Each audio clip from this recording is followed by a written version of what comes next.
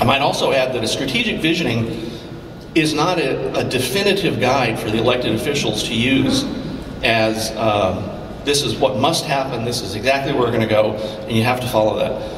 In real life, that doesn't work out that way. You've got to have some flexibility there. It's going to be a great disclosure, though, and it's going to be a great help to the electeds and the Planning Commission to find out what's important to you and what kind of community do you want to help create.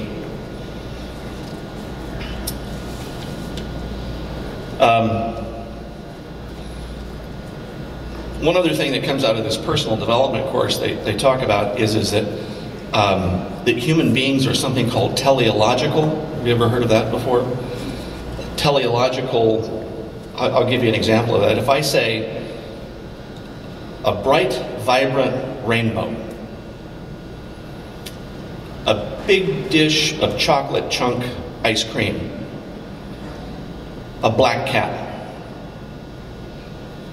Now when I said those things, when I said a black cat, did you spell out the letters black cat and that's what you saw in your mind? Well, you probably saw a black cat, didn't you? And when I said a rainbow, you didn't spell out the letters rainbow. No, you saw a vibrant rainbow. Maybe the last one you saw, maybe it was out of a picture. And what's important now about being teleological is we think as human beings in the form of pictures. And so when we think about our community and we think about the kind of environment that we want to create, that's what we want to do, is we want to paint pictures. We want to create pictures and visions of what the community looks like and what it could look like. So we're going to be very teleological today. I think we have upwards of 100 folks in here today, so we're going to have to be pretty expeditious about your thoughts and your thinking. And one of the things that we're going to do is go through a little exercise of having you. We have two folks that are going to be scribing up here. And we have two or three folks that actually are going to have microphones that you're going to get an opportunity to give some bullet point thoughts. If everyone thinks about something or describes something for 10 minutes, we're never going to get through it. So what we want to do is get to put some meat on the bone right away, and then we'll break out and talk about things a little bit later. Before I start with that, if all the facilitators could raise their hands, these are the folks going to be working with you in your individual groups. All around the room here. Very good. And the folks with microphones are where? Okay, real good. So let's be teleological and think about what's important to this community. What's important to you? What are some thoughts that you may have had, just casually thinking? Like I say, there's some idea starters up here. That doesn't mean you're going to come up with a whole lot more things than I did. So would someone like to just get us kicked off here and say one thing that you think is pretty darn important to the city of Wildomar? How about this start with this gentleman right here?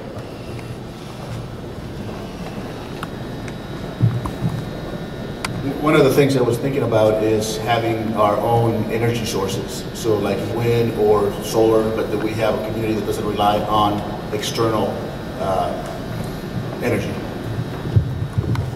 Okay, so would that be something that you would see that we would work on together in creating that this would be sort of an enterprise zone? Not necessarily the city, but maybe getting some input from Palm Springs and how they do their windmills and all that stuff, or getting that company involved and creating new jobs in the community and stuff like that, together with the city maybe. Okay. What else? Let's go this side over here. This gentleman right here. Efficiency in transportation and lighting and water usage. Okay, could you put a little more meat on that? There's energy source side, there's energy usage side. Efficient. Okay. Having efficiency for transportation so that as you're driving down roads, you're not wasting gas. Is lighting at night so that it's efficient, less cost to cities, less cost to businesses and houses, dark skies. It's things like that. Less water usage so that reduce the demand on the resources from the communities around us. Okay. Yes, sir. On the end. I think one of the most important things with the city, since we're a new city, is our business foundation. I think we have to think about that first, because otherwise if we don't have a good business foundation, we may not go to where we want to go. Okay, so along the lines of an economic development concerns. By the way, make sure that when you say something, that what you said is what goes up here, because they're going to try to get it on a point where that it's small enough to be written there, but I want to make sure that we don't add or delete something that was important to your concept. How about right here? I would like to see higher education and good education in the community. Like maybe a university coming, or we're in the preschool business, so we like that, but to have upper education in the area. Okay, would you go so far as to say that there should be an active pursuit of higher education? Yeah. And would that include a financial commitment from us, from the city? I don't know how it works, but it would be great to invite universities to have an opportunity to place their, maybe a study center or something like that in Wildomar. Okay, very good. How about on this side? Right here, I'm sorry. We're going to get to everybody. I would like to see Wildomar preserve its historical ruralness and to protect all the wildlife here, and make sure that everybody that wants to live the way they've been living can continue on that way. Okay, so I heard at least 3 comments in there, right? Protecting. When you talk about how would you do that? Are you talking about legislatively that there should be protections to those areas? Well, it would have to be something where you have to look into the building, the city, because you don't want to invade their, the wildlife, and make sure that it's been protected and not moved, expanded on, certain parts. So you'd be in favor of master planning then? Yeah.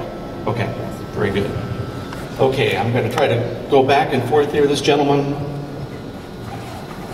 Yes, in regards to the energy that the gentleman was talking about, I think I would propose to the city some type of incentive program that would allow new buildings, new development to be LEED certified.